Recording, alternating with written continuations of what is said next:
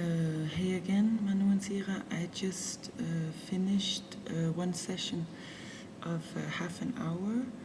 It's quite short, but anyway, I discovered a few things.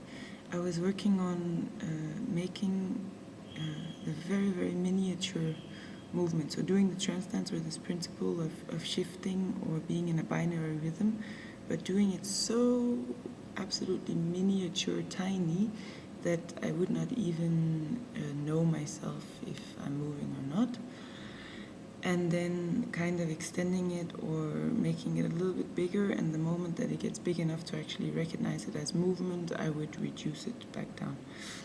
And yeah, so I think that's one way of somehow understanding the principle and practicing it and rehearsing it without getting completely exhausted, because in a way when we do it fully, it's a terribly exhausting thing. So I think that was quite interesting. And then I also tried to work on visual rhythms. So like, because it's so rhythmic what we're doing, but at the same time it's not a musical rhythm, because it's coming from the body, or the changes in the body. And what I was trying to do now was to actually shift the attention towards producing an auditive rhythm also. So I actually started in my head making ding ding ding ding ding ding ding ding ding ding. And at a certain point I also started to externalizing, so to actually making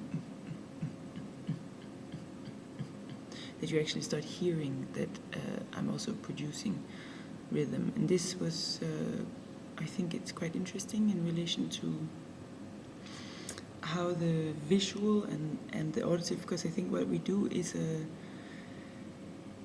the trance dance has this thing that it produces visual rhythms, and maybe there's something about how they connect to auditive rhythms that could be interesting to work on. So this was what I did now, and I kind of came from thinking a bit the last days. I came to the idea to really work on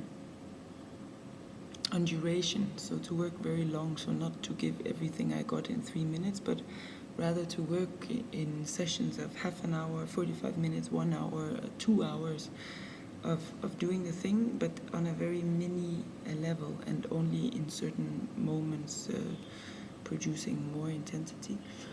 And for me, this produces something interesting. So I think the next couple of days I will try to work on this. So first, like, build a little bit more physical knowledge before starting to work with the imagination also. I mean, it comes almost automatically also, but yeah, that's what I did.